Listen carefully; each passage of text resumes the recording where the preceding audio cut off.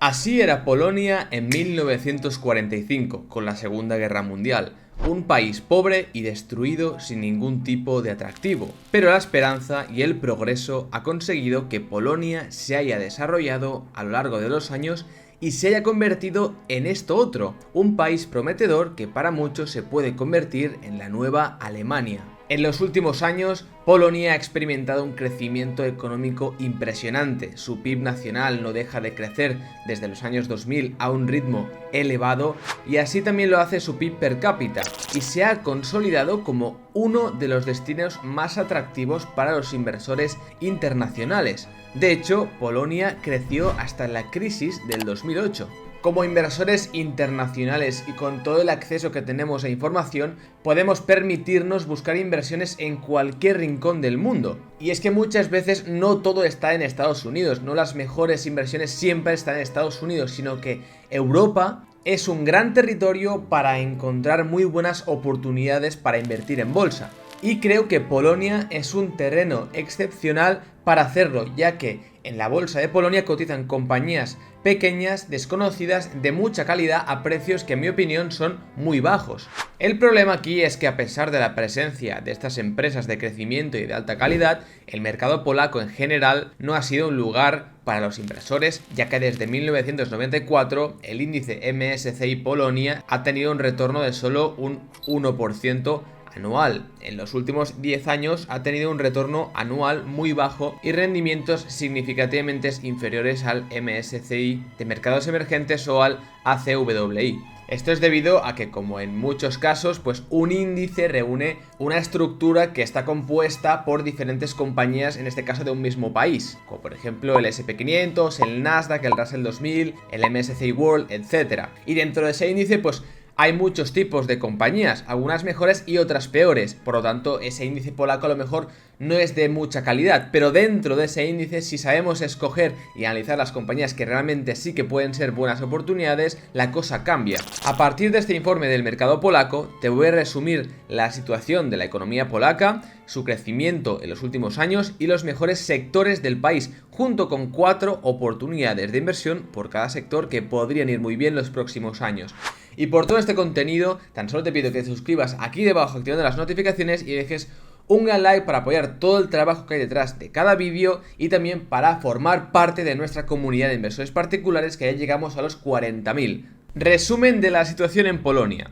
Las historias y el nivel de optimismo entre los polacos que abandonaron el país durante la década de los 80 y los que se quedaron y experimentaron las siguientes décadas de expansión económica y desarrollo son muy distintos. En general, los que se han quedado tienden a ser mucho más optimistas sobre la vida en Polonia. Una mirada a estas fotografías que vemos de compras de alimentos durante la década de los 80 nos muestra por qué muchos eran extremadamente pesimistas sobre las perspectivas económicas en esa década, ya que el acceso a los productos minoristas era escaso para la mayoría de los consumidores debido a la escasez de alimentos y a tiendas poco productivas e ineficientes. Había largas colas, retrasos y protestas constantemente. La crisis de hambre condujo a las manifestaciones en Polonia en el año 81, en las que participaron unas 50.000 personas, principalmente mujeres y niños. La vida era extremadamente dura para la mayoría, lo que explica por qué casi 1 millón de polacos emigraron del país.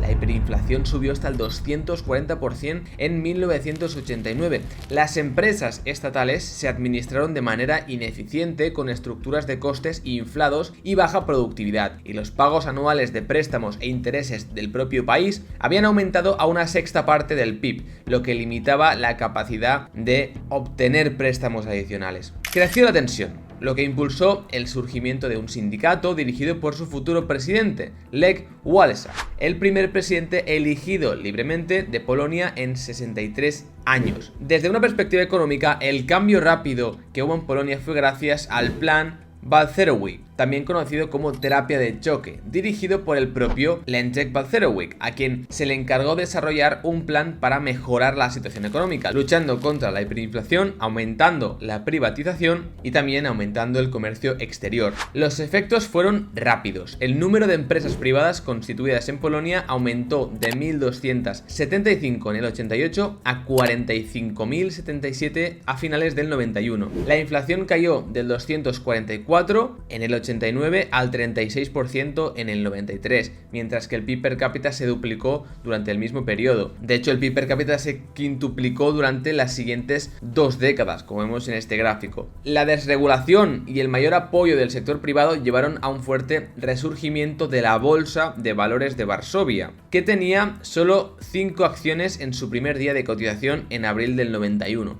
Uno de los muchos empresarios que aprovecharon este periodo fue Marek Piechocki, cofundador de LPP SA, el minorista de ropa líder en Polonia. Desde su salida a bolsa en 2001 ha retornado un 28,7% anual, es decir, durante más de 20 años. Y es que Polonia al final incluso llegó a tener crecimiento en la crisis financiera de 2007-2008. De hecho, fue la única economía de la Unión Europea que aumentó su PIB y evitó una recesión durante la crisis, lo que demuestra lo resistente y lo que había progresado su economía desde la reforma económica de la década de los 90. De hecho, en ese momento la deuda interna de Polonia era del 53% sobre el PIB, y mientras que en otros países desarrollados encontramos situaciones mucho más críticas con deuda superior a 100% sobre el PIB, como en España, Alemania o Italia. La bolsa de Polonia. A medida que la economía polaca se abrió a la actividad del sector privado, el papel que podía desempeñar una bolsa de valores aumentaba, y por ello la de Varsovia reabrió en abril del 91 con 5 empresas inicialmente. El mercado principal ahora ha crecido a más de 600 empresas con una capitalización de mercado de 133.000 millones de dólares. Al final el mercado polaco está muy sesgado a compañías pequeñitas que podríamos definir como nanocaps y small caps. Hay 682 empresas polacas que cotizan en la bolsa, pero solo el 25% tiene un tamaño de mercado superior a los 50 millones de dólares, mientras que solo el 6,5% tiene un tamaño superior a los 500, por lo que la mayoría de las compañías son muy pequeñas. El pequeño tamaño mantiene desinteresadas a muchas instituciones grandes, lo que es perfecto para los gestores de menor tamaño y los inversores minoristas. Solo 14 empresas califican para el índice MSCI Polonia, que actualmente cotiza a solo 6 veces PER. De hecho, si quisierais tener una exposición a Polonia, pero no queréis o no tenéis tiempo para ir analizando cada empresa individualmente, siempre podéis invertir directamente en un ETF. Por ejemplo, en Freedom24, broker con más de 350.000 clientes, regulado por las principales autoridades de supervisión como la SEC y con más de 1 millón de instrumentos, tiene disponible el ETF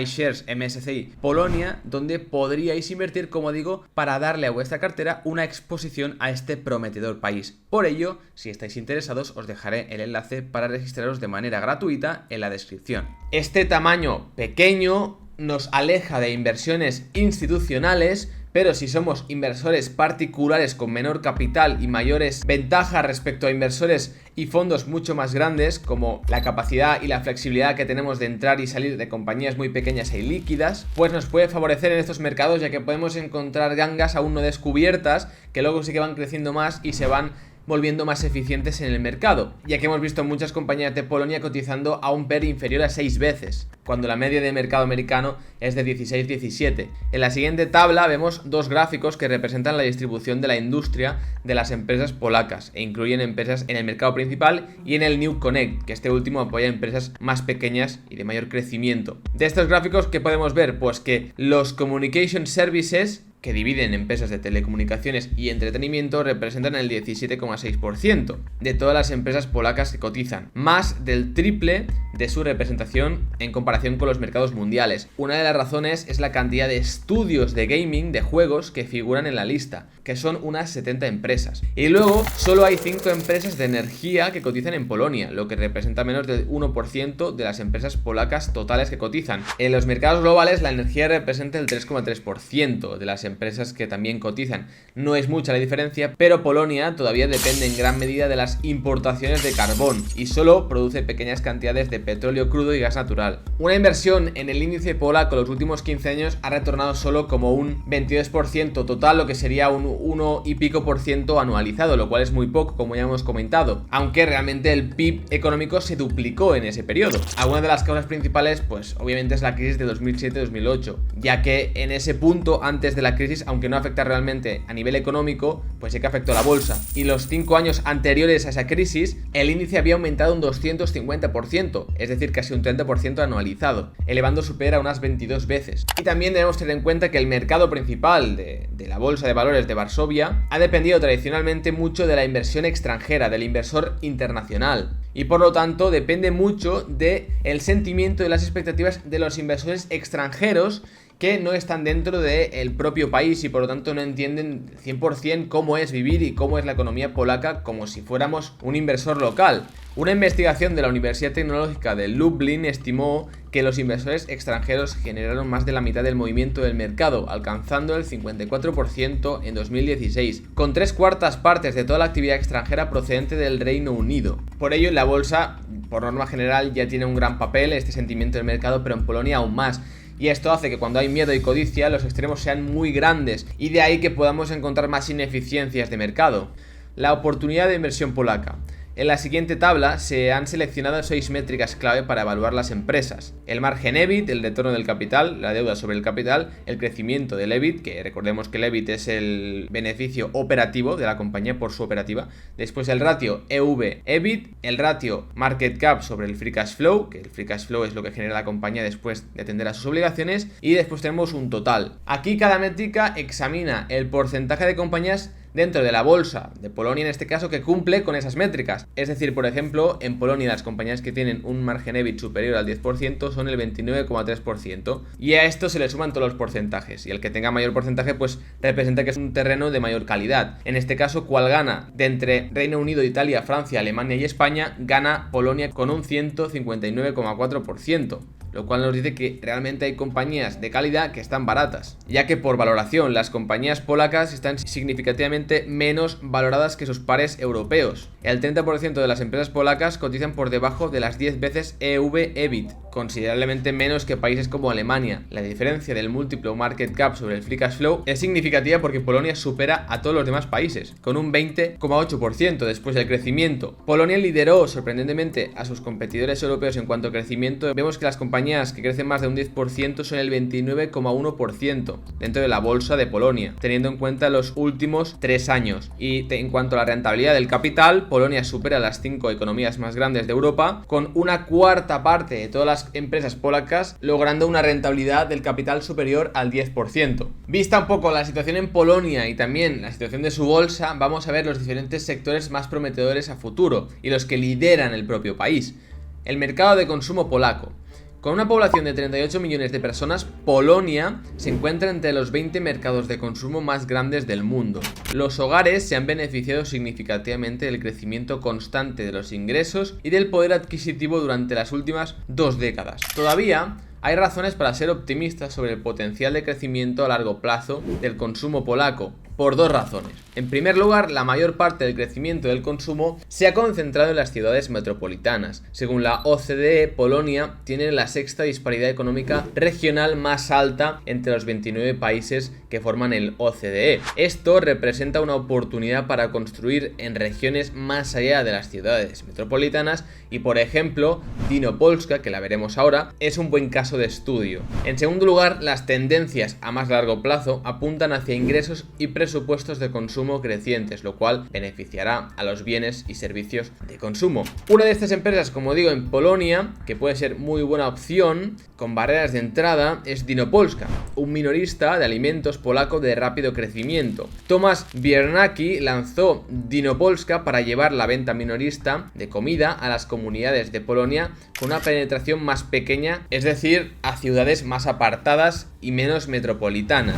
Mientras que la mayoría de los minoristas se centraron en las grandes ciudades como Varsovia en Polonia, Dynopolska se centró inicialmente en pueblos pequeños pero densamente poblados en el oeste del país. Estas regiones no eran atractivas para los competidores más grandes como Carrefour y Spar debido a la economía y a la población, mientras que las tiendas de bajo coste como Lidl y Biedronka operaban con muy pocas unidades de mantenimiento de existencias por tienda para mantener sus objetivos de rentabilidad en esas regiones más más apartadas. El formato y la ubicación de las tiendas de Dino Polska coincidían con los clientes a los que querían atender. El equipo gestor adquirió terrenos a precios mucho más baratos, en concreto de 1,6 millones de zlotys frente a 80 millones de zlotys en las grandes ciudades, y este enfoque también le ha ahorrado a Dino Polska costes operativos como el marketing. En 2017, de hecho, el marketing representó solo el 0,2% sobre las ventas. En los últimos 6 años, Dino Polska ha triplicado su número de tiendas, y si nos remontamos a los últimos 10 años, sus tiendas han crecido un 28% anual. En la siguiente tabla también podemos ver los Economic Units o algunos datos por tienda de Dino Polska. Dado el enfoque de Dino en comunidades más pequeñas, pues pueden comprar terrenos, como hemos visto, más baratos que sus competidores, y en promedio les cuesta 2,4 millones de zlotys construir una tienda de 400 metros cuadrados con 10-30 espacios de estacionamiento. Sus tiendas operan de 7 de la mañana a 10 y media de la noche de lunes a sábado y tienen hasta 5.000 referencias diferentes en producto.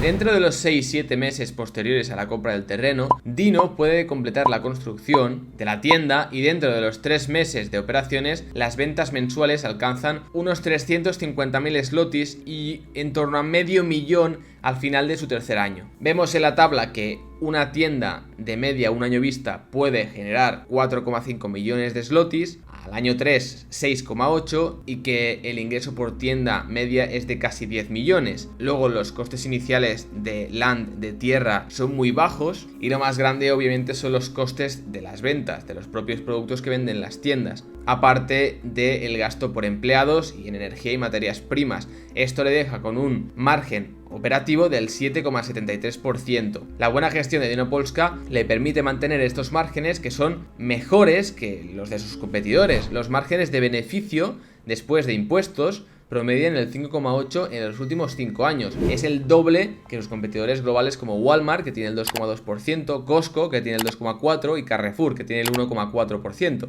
Servicios y software de tecnología de la información. Polonia ha desarrollado su experiencia y posicionamiento global dentro de la tecnología de la información. En los últimos años, las principales empresas multinacionales como Microsoft y Netflix anunciaron nuevos centros de datos e ingeniería en Polonia. A partir de 2021, Polonia tenía el quinto mayor número de centros de datos en Europa, superando a países más poblados como Italia y España. Se estima que 401.000 desarrolladores de software están presentes en Polonia, es decir, el 1%. Y como era de esperar, pues este sector tiene una sobreponderación dentro de la propia bolsa. Y si lo comparamos con las bolsas europeas, pues vemos que Polonia tiene un peso mucho mayor en este sector, en este segmento. Y es que Polonia se ha convertido rápidamente en un país muy famoso para subcontratar tus tareas y tus servicios de IT en todo el mundo. ¿Por qué ha funcionado? Por algunas características que tiene el país, como que el sistema educativo de Polonia se desempeña bien en materias críticas como la programación, las ciencias y las matemáticas. Después, que en ese sector de IT un papel clave lo tiene el idioma, el inglés, y el 50% aproximadamente de los polacos tiene el inglés como segunda lengua. Después, obviamente, que los costes laborales son más bajos, aunque últimamente son más crecientes en comparación con otros países, y eso hace que se subcontrate mucho en Polonia, y también porque es una industria pues muy atractiva y que está creciendo bastante los últimos años y que se espera que en los próximos años crezca un 8, 9, 10%. En relación con el mercado estadounidense, el mercado de software polaco es bastante pequeño. Se proyecta que los ingresos de software de Polonia alcancen los 2.100 millones de dólares en 2023, menos del 1% del mercado estadounidense, que es de 338.000 millones. Una empresa de software polaca que puede ser muy buena opción es LiveChat Software, una compañía dentro de la industria mundial de chatbots. La mayoría de las nuevas empresas de software tienen como objetivo la regla del 40, un principio según el cual la tasa de crecimiento y el margen de beneficio combinados de una empresa de software deben superar el 40%. Entre las 410 empresas de software de IT que cotizan en Estados Unidos, solo el 5,1%, es decir, 20 empresas, lograron esto en 2022. LiveChat, en cambio, alcanzó el 86%, más del doble de lo que aspiraban muchas empresas. El camino para lograr estos números tan asombrosos en LiveChat es similar al de otras compañías polacas de software y de IT.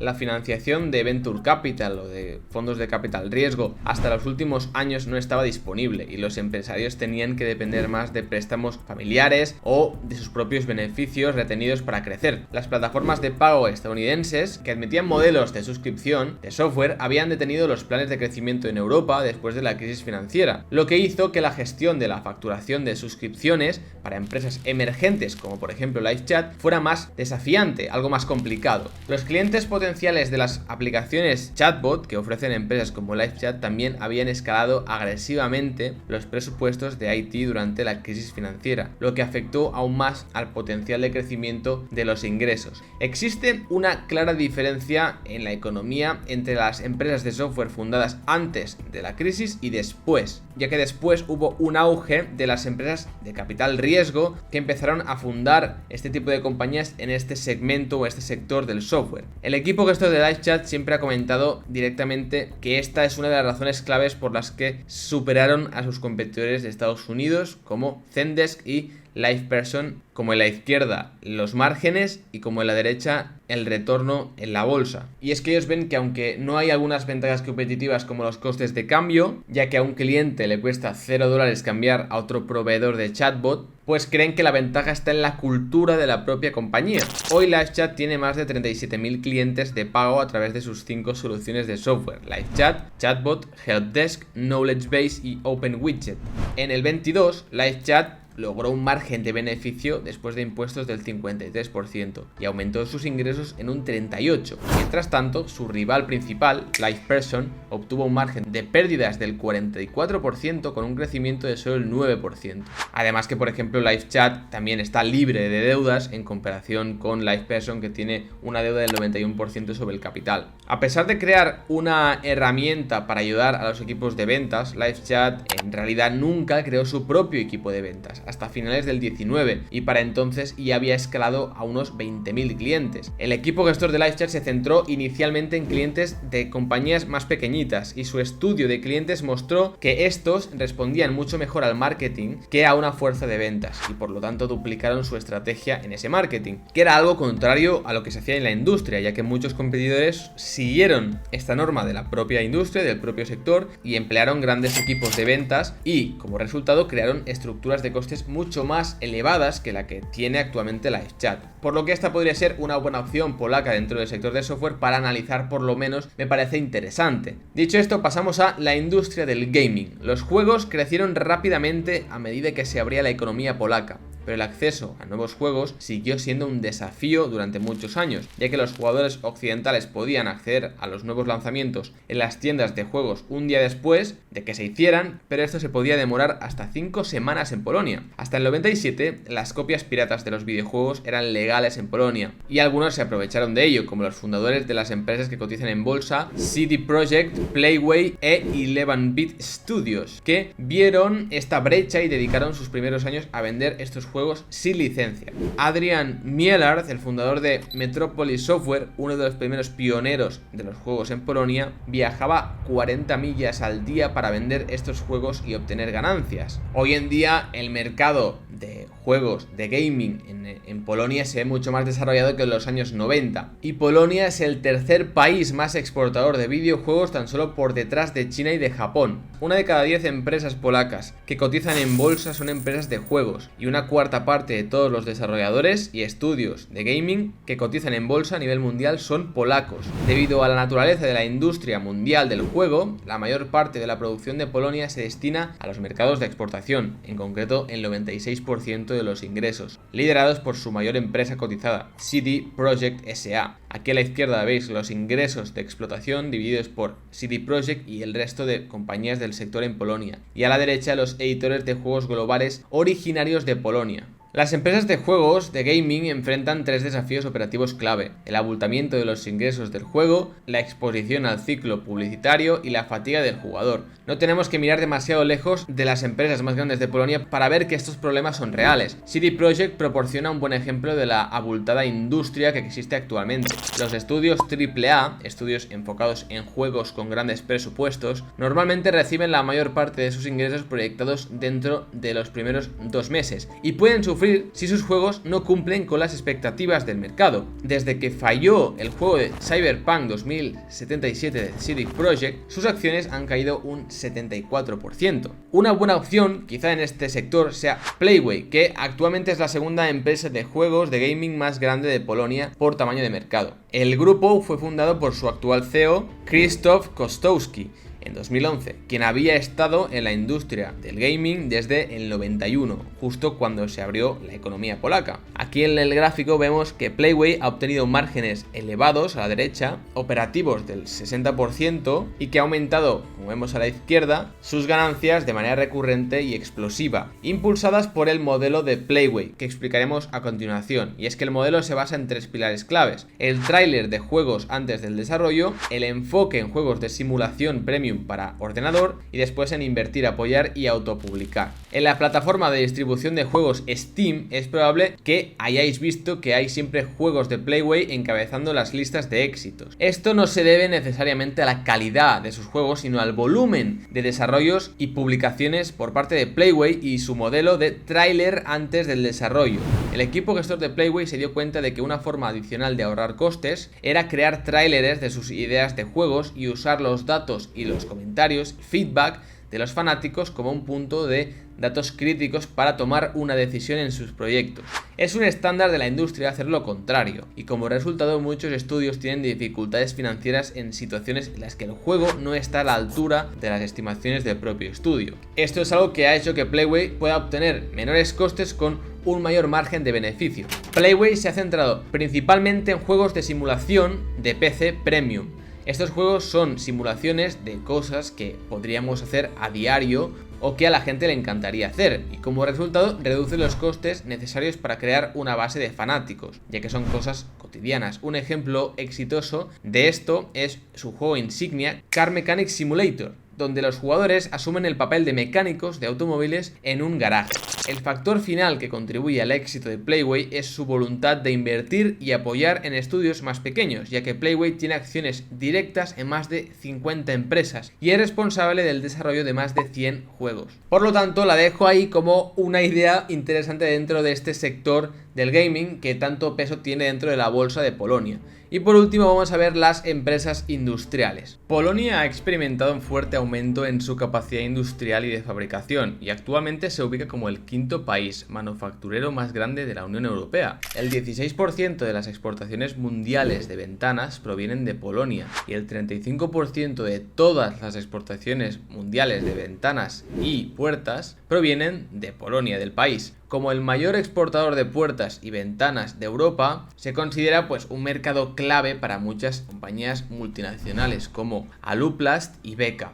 Polonia es el 9º mayor exportador de piezas de automóviles, siendo Alemania su socio comercial clave, con 14.000 millones de dólares en 2021. Las empresas en este sector, si queréis analizar alguna compañía, tenéis Autopartner, que se dedica a esto exactamente, a piezas de recambio de automóviles, ya que los ingresos por exportación de piezas se han multiplicado por 7 veces en los últimos 5 años. Y después también algo importante en Polonia son las baterías para automóviles eléctricos, ya que Polonia es el quinto productor más grande del mundo y las ventas de baterías de iones de litio han superado recientemente el 2% de las exportaciones polacas totales. En los últimos años, de hecho, marcas como Mercedes-Benz han ampliado sus plantas de baterías eléctricas en el país. Una de las compañías más interesantes industriales podría ser Mobruk, una de las pocas historias de éxito en la industria de gestión gestión de residuos dentro de Polonia, que se remonta a finales de la década de 1980, cuando su fundador,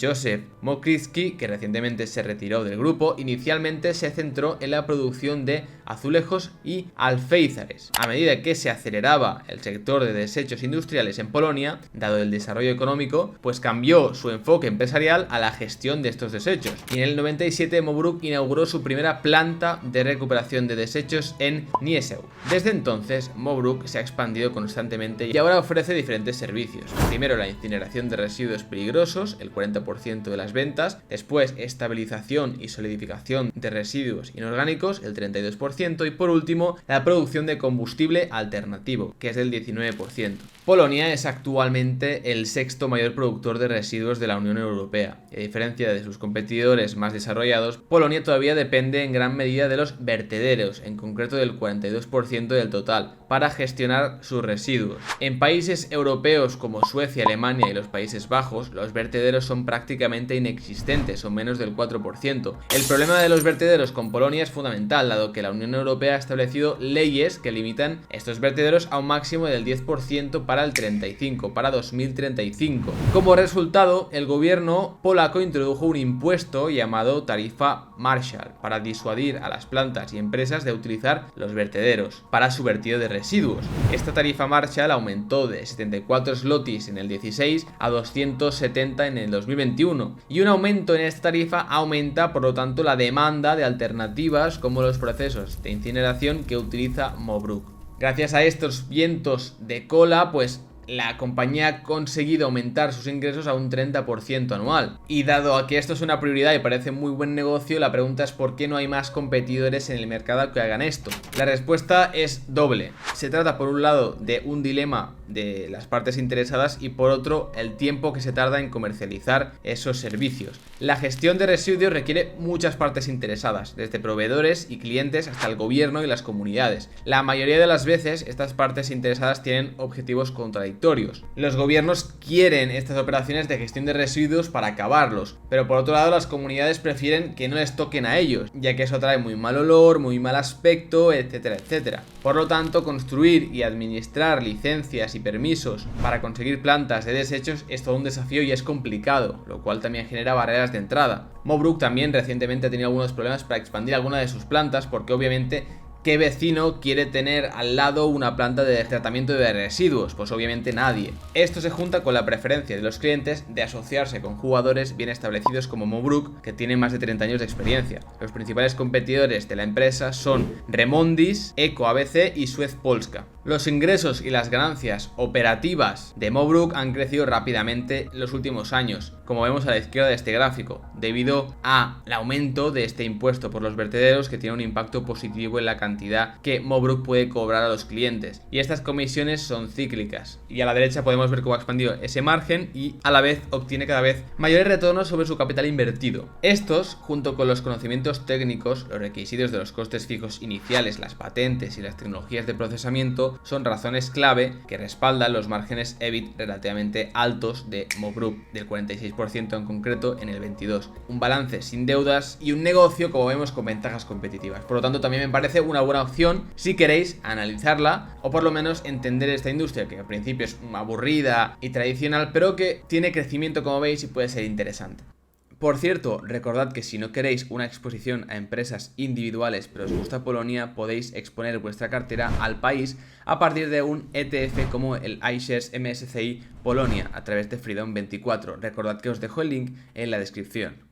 Así que sin más, espero que os haya gustado este vídeo, este resumen tanto de la economía polaca como de la bolsa polaca, como de los diferentes sectores que tienen más peso y más importancia y algunas tesis de inversión de estas compañías que pueden ser buenas oportunidades para futuro. Si os ha gustado, os pido encarecidamente que si queréis apoyar este canal para más contenido como este, os suscribáis aquí debajo dejando un gran like y también me podéis dejar un comentario respecto a qué opináis vosotros sobre la inversión en Polonia. Yo personalmente he estado invertido en varias varias compañías polacas, actualmente tengo alguna en cartera y por lo tanto antes de acabar el vídeo os dejaré aquí un vídeo dentro de la serie de Turtle Capital donde muestro mi cartera, movimientos, dinero invertido y la evolución de mis inversiones, donde explico una tesis de una compañía polaca muy pequeña en un sector aburrido pero que tiene mucho crecimiento y me parece interesante. Os lo dejo aquí por si queréis ir y sin más, un gran abrazo a todos y nos vemos en el próximo vídeo.